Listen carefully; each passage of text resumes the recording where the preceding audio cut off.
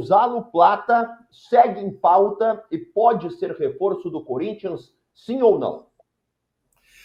Tudo caminha para que seja reforço, mas as negociações do Corinthians elas são muito restritas. O Corinthians adotou um novo perfil, né? Como eu informei aqui semana passada.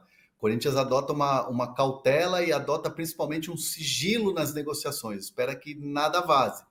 Né? Já tinha trazido algumas semanas o interesse do Corinthians no Gonzalo Plata, e agora a situação há um acerto verbal entre o Corinthians e o Gonzalo Plata. A questão toda agora é o Al Saad aceitar a proposta do Corinthians. O Corinthians oferta cerca de 45 milhões de reais, né, pelo jogador. Lembrando que o Al Saad pagou caro quando foi contratar o jogador. Então, assim, o jogador quer muito vir para o Brasil, quer muito vestir a camisa do Corinthians. Mas aí é o detalhe que é muita coisa, na verdade, né? É um detalhe, mas é um detalhe importante dessa negociação entre Al Saad e Corinthians. E é o Fabinho Soldado que está à frente dessa negociação com os árabes. Então, assim, é outro jogador que também espera-se que possa chegar ao Brasil já na semana que vem, se essa negociação se concretizar. A ideia é que o Corinthians acelere com o Gonzalo Plata, porque já tem um acerto com o jogador, já mandou a oferta, agora é empacotar e despachar para o Brasil, no bom sentido, evidentemente. Então, o Corinthians está na expectativa aí desse jogador de 23 anos, que ajudaria muito o Corinthians. É um jogador de velocidade, é um jogador que tem força física, tem aquela coisa de voltar para marcar, é um atleta que faz gols, então, assim, ele é muito bem avaliado pelo Corinthians. Não à toa, em janeiro, o Corinthians tentou contratar, né? E não conseguiu. Agora deve conseguir a contratação do Gonzalo Plata. Sabe, PVC, que o Plata surgiu como uma baita promessa, assim, eu me lembro dele em Portugal, acho que no Sporting, se falava muito que, nossa, esse jogador vai deslanchar. Aconteceu que não, até agora não deslanchou. Em que estágio, na tua opinião, está o Gonzalo Plata e quanto ele pode contribuir com o Corinthians? Eu acho um bom jogador. É um jogador que ainda é jovem, tem 23 anos, sabe fazer gol, é veloz, jogou na seleção equatoriana, joga na seleção equatoriana. Então é um jogador que pode ser útil. Talvez você ganhe com a venda do Wesley, com a entrada do Plata. Tecnicamente, você vai ter um jogador mais maduro do que o Wesley está neste momento. Agora, também tem muito jogador do mercado internacional, do mercado sul-americano, que bate no Brasil, fica um pouquinho e vai embora, né? Não é o caso, por exemplo, do Romero. É engraçado como o Romero saiu do jogador que tinha piadinha, né? O Romero era o cara que, se você jogasse a bola para cima, o que não dominasse era o Ángel Romero, e o outro era o Oscar Romero, irmão dele. Era uma piada de mau gosto, ele ficou bravo com isso, com razão. E hoje é o maior artilheiro de Itaquera. Então, também não se imaginava que o Romero fosse fazer a história que faz. O Romero não é um jogador tão brilhante tecnicamente quanto o Plata. Que a gente sabe que não é só a qualidade individual que vai fazer o sucesso, né? Tem trabalho envolvido nisso. E o Romero é um jogador que trabalha muito. Ainda sobre jogadores de ponta, atacantes de lado, tem o Michael na pauta do Corinthians e ele deve deixar de fato o Al Hilal, né, Hernan? Como é que está essa situação? Em que status está o interesse, o avanço ou não do Corinthians pelo Michael? O Corinthians tem o patrocinador master como alguém que publicamente já deixou claro que gostaria de ajudar numa negociação de um jogador que chegasse para fazer a diferença no Corinthians. E o Michael é alvo do Corinthians já há um tempo. No Flamengo ele foi um jogador importante. Aliás, o Flamengo também é um clube que sempre esteve de olho no retorno do Michael. Falou-se também em Cruzeiro, mas o Pedrinho Lourenço, dono da SAF Cruzeiro, já deixou bem claro em entrevista coletiva que não vai contratar ninguém nesse ano. Então, assim, o que acontece com o Michael é que a vaga dele no Al Hilal vai ser preenchida por outro jogador. Né? Neymar, por exemplo, que está voltando, ele foi, vamos dizer assim, até na época ficou cogitando que o Neymar poderia rescindir com o Al Hilal, mas não. Ele saiu da lista de inscritos, porque ia ficar muito tempo machucado. Agora ele está retornando. Então, aí ele precisa do quê? Dessa vaga de estrangeiro, Neymar. E aí o Jorge Jesus, então, entende que o Michael é um jogador que entrou para a lista de negociáveis. Então, assim, o Corinthians tenta viabilizar essa contratação, né, essas conversas. Não é uma negociação fácil. O Corinthians tem total noção de que não é um negócio simples, é um negócio um pouco mais complicado, né? E a oferta seria algo em torno que o Corinthians, pelo menos, prepara cerca de 60 a 65 milhões de reais para tentar tirar o Michael, porque é um jogador que hoje está na lista de negociáveis, de jogadores que estão para negócio. Então, assim, é uma situação um pouco mais complicada, mas o Corinthians tem ali as suas armas para essa batalha. E é um jogador que interessa, porque é um jogador experiente, é um jogador que, né, já foi campeão brasileiro com o Flamengo, multicampeão com o Flamengo, e é um jogador que faz também o lado de campo, um jogador de velocidade, arremate para o gol. É um jogador que hoje, por exemplo, o Corinthians não tem, né? Ainda mais com a experiência do Michael. Agora tem uma coisa, né, Marinho? Uma coisa que é importante. Tem a história de que ele daria prioridade para o Flamengo quando voltasse para o Brasil, e tem a história da relação do Renato com ele, né? O Michael jogou bem no Flamengo com o Renato. E o Grêmio não tem o potencial econômico de Flamengo, em primeiro lugar, e de Corinthians. O Corinthians tem uma dívida gigantesca que não dá potencial econômico para o Corinthians. Mas o Corinthians tem um patrocinador que pode fazer esse negócio em função da maneira como foi assinado o contrato com a Esportes da Sorte. Mas o Renato também queria, não queria? Queria muito, queria muito. O Renato chegou a conversar no começo do ano diversas vezes com o Michael.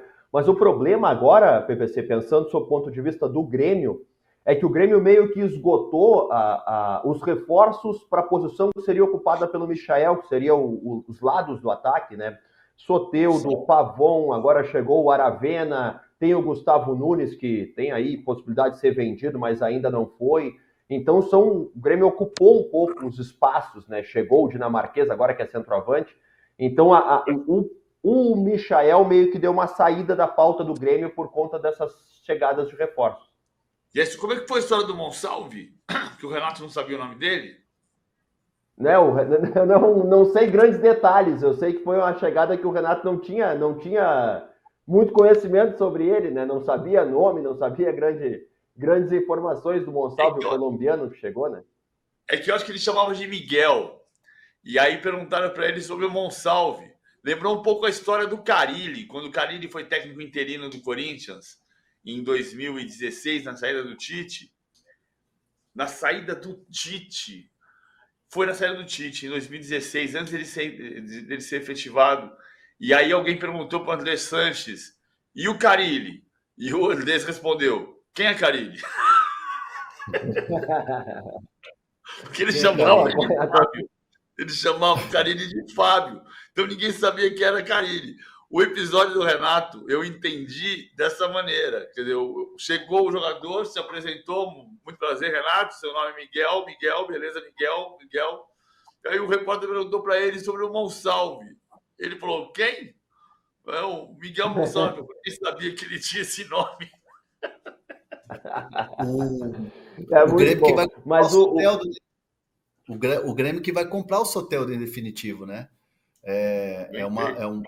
É até uma situação que está caminhando, inclusive o Santos já tem essa informação e já há uma negociação já avançada da compra definitiva do Soteldo.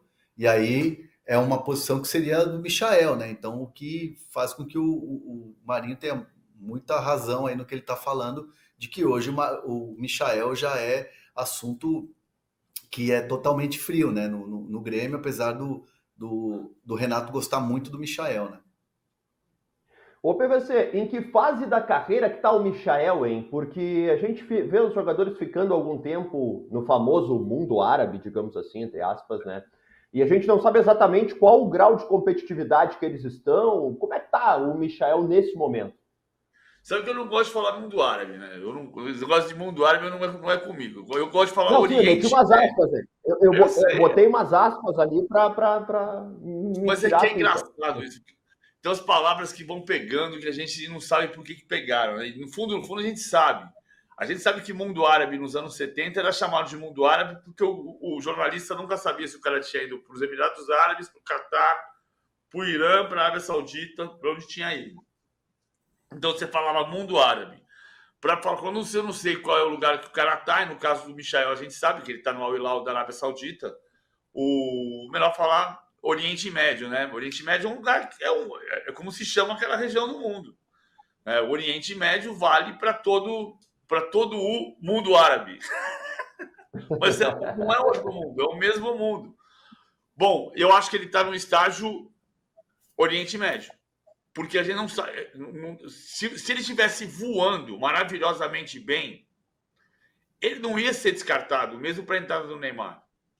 Você ia descartar outro jogador. Se você só descarta um jogador que já deu o que tinha que dar naquele lugar. E veja, o fato dele não estar dando o que o Al Hilal espera dele neste momento na Arábia Saudita, não significa que ele não possa ser jogador do Corinthians e jogue muito bem no Corinthians. Eu não estou dizendo que não tem que contratar. Agora, ele tem que jogar o que ele jogou no Goiás e no Flamengo para ter sucesso no Corinthians. Aos 28 anos, eu acho diferente do Gabigol, porque eu vejo comparações assim do Gabigol. O Gabigol, vamos falar do Gabigol já, só para chegar no Michael. O Gabigol daqui a um mês vai fazer 28 anos. O Michael tem 28 anos. Um jogador de 28 anos, se não tiver uma lesão de plantar, como foi o caso do Luan, uma facite plantar, como foi o caso do Luan, se não tiver o desregrado, se não tiver na balada, se não tiver abandonado a carreira, ele vai jogar bem aos 28, aos 29, aos 30, aos 31, aos 32 anos. Esse é o estágio do Michael. Esse é o estágio do Michael. Só que tem uma adaptação para você sair da Arábia Saudita, onde ele é um jogador descartável, e chegar no Corinthians, que é outro tipo de competitividade e de exigência. Se não técnica, física. Porque você vai jogar 70 partidas no ano. É diferente jogar aqui de jogar na Arábia Saudita. O Luiz Castro foi perguntado sobre jogadores como o Bento, que é o goleiro mais caro da história do Brasil. O goleiro mais caro da história do Brasil, numa venda do Brasil, era o Alisson, quando saiu do Internacional para Roma por 8 milhões de euros em 2016. O Bento custou 18 milhões de euros ao Al-Ittihad, ao Al-Nassr, time do Luiz Castro. E o Luiz Castro foi perguntado sobre jogar na seleção brasileira, porque o Dorival Júnior não está convocando. Ele falou: o Cristiano Ronaldo jogou o europeu, o Laporte foi campeão europeu pela Espanha. Tem vários jogadores que estão jogando bem e estão jogando nas suas seleções. Mas isso depende do técnico. Depende. Ele está dizendo claramente o quê? Que ele está vendo jogadores na Arábia Saudita que tem nível internacional. O Laporte, que ele citou. Agora, tem que ver a adaptação. Não é para você sair do Al-Nassr e jogar 7 partidas pela seleção espanhola na temporada. É para você sair do Al-Nassr e jogar 70 partidas pelo Corinthians no ano. É uma situação bem diferente mesmo. Ô, Hernan, sobre o Cuéllar, para a gente fechar de Corinthians, o que tu pode nos dizer sobre o interesse nesse volante que também passou pelo Flamengo? Como diria Ramon Dias, quero Cuéllar sí ou sí. É mais ou menos essa condição, né? Eles querem muito, a comissão técnica do Ramon Dias quer muito a contratação desse jogador, e o Corinthians vai fazer um esforço, para tentar trazer o jogador. É outra negociação que também não é uma negociação fácil, o interesse já não é de hoje, e é uma situação assim que o Corinthians trabalha para trazer, vai fazer todos os esforços para atender o Ramon Dias. E é um jogador que tem experiência, um jogador que é muito bom jogador, tem desempenho muito bom, o próprio Ramon Dias conhece ele muito bem, e aí é o Corinthians trabalhar para ver se consegue viabilizar essa contratação, mas que vai tentar, com todos os esforços, vai tentar para viabilizar esse jogador. Qual?